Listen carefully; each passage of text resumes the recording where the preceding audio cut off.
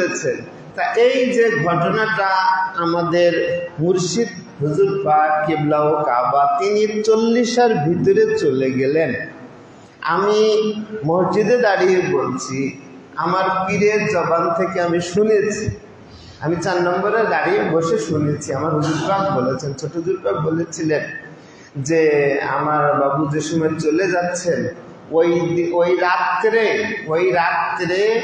4 নম্বরের এক খাদেম সাহেব তিনি খাবে দেখেছিলেন 18 জন, তিনি হচ্ছে 18টা নূরের আলা নূর, 18 জন নূরুন আলা নূর 4 নম্বর পাকে এসে সাবিল হাসান আলাইহিস সালাম পাককে তিনি নিয়ে যাচ্ছেন।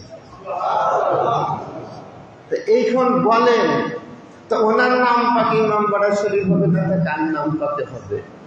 এই যে আমরা দেখে তো এই যে আপনারা বলছেন যে ছোট্ট বাচ্চা শাহজাদা পাকের কারামত পাক, এই যে এই ঘরের শাহজাদা পাকদের ছোট্ট বাচ্চা এবং বড় এবং বুড়ো এবং ছোট এবং বড় মনে করাটা কুফরি। এনারা যেদিনই আসেন সেই দিনই ইমাম, যেদিন চলে যান সেই দিনও ইমাম। এনারা কোনোদিনও এই ধরনের হয় না। ছোট্ট আলী আসগার আলাইহিস সালামের কথা চিন্তা করেন, যিনি দোলনা থেকে বেরিয়ে চলে যেয়ে গলা একরকম করে দেয়, তার কাছে লক্ষ তীর সামনে পড়ে গেল, 1000 তলোয়ার, যেখানে তলোয়ারের উপরে গর্দান জিতে গেল। সেই দরবার পাকের শাহজাদা পাকদের শান আজিম হবে না, তা কোন দরবার পাকের শান আজিম হবে? এই দরবার পাকের খানদান পাকের, এই দরবার পাকে প্রথম আমাদের বাচ্চারা যেসবগুলো কথা বলেছে যে উনি আজান পাক ভালোবাসতেন, আজান পাক ভালোবাসবেন না কি? ওনাদের ঘরেই তো আজান শুরু হয়েছে, ওনাদের ঘরেই তো আজান শুরু হয়েছে।